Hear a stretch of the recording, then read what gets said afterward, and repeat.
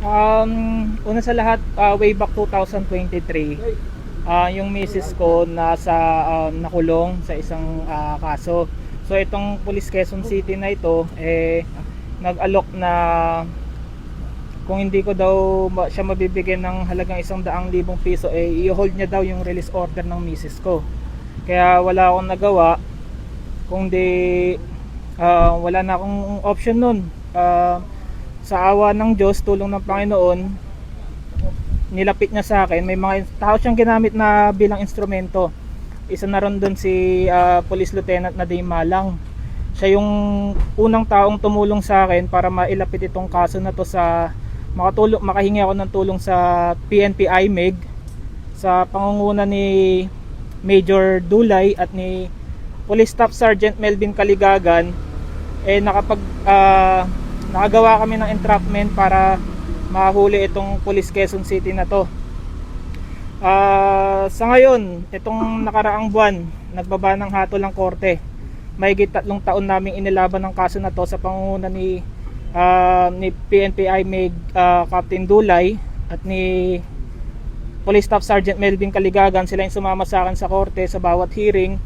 At itong nakaraang buwan, nagbaba ng desisyon ng korte na guilty ang Police Quezon City na to. So malaking pasasalamat ko, nandito ako ngayon para humingi ng para magpasalamat ng personal kay Police Lieutenant Nadim Malang. Kundi dahil sa kanya, hindi ko makakamit ang hustisya na to.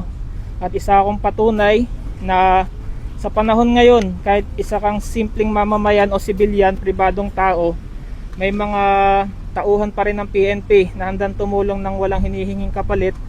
Kasama na dito si Police Lieutenant Nadim Malang, Police Major Dulay at Police Staff Sergeant Melvin Kaligagan. Sila yung mga taong pinagpapasalamatan ko na tumulong sa akin makamit ang hustisya na higit 3 taon kong inilaban.